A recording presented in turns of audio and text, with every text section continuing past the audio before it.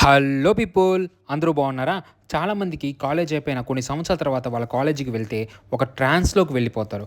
కాలేజీలో చేసిన అల్లరి పనులు, క్లాస్ బంక్ కొట్టి సినిమాకి వెళ్ళడం, ఫ్రెండ్స్, లవ్ ఇలా చాలా ఉంటాయి. నాకు అంతే. కాలేజీలో అడుగుపెట్టిన వెంటనే వచ్చిన మొదటి ఫీలింగ్ నిజానికి అలా ఇలా అయిపోలేదు బ్రదర్. చివరికి నా మీద నాకే ఒక ఒపీనియన్ వచ్చేసింది. నువ్వు ఎలాంటి వాడివో నీ చుట్టూ ఉన్న నలుగురు వ్యక్తిని చూసి చెప్పచ్చు.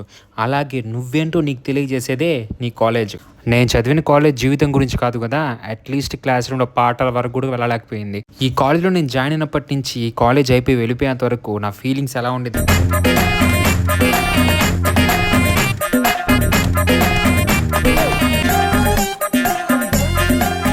90s కిడ్స్కి ఉన్నంత రెస్ట్రిక్షన్ ఏ జనరేషన్కి ఉండదు. ఒకప్పుడు ఈ కాలేజ్ వద్దు వద్దు అని చెప్పి మా ఇంట్లో వాళ్ళకి చాలాసార్లు మొత్తుకున్నాను, కానీ వాళ్ళు వినలేదు. వాళ్ళు చేసిన తప్పుకి ఇప్పటికీ నేను శిక్ష అనుభవిస్తూనే ఉన్నాను.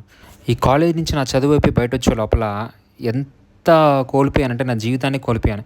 చివరికి ఇప్పటికి కూడా నా మొహంని అద్దంలో చూసుకోలేకపోతున్నాను. నన్ను నేను చూసుకోవాలన్నా కూడా భయపడుతున్నాను. ఇది చూశాక మీలో చాలామందికి తలకి పోటు వచ్చింది.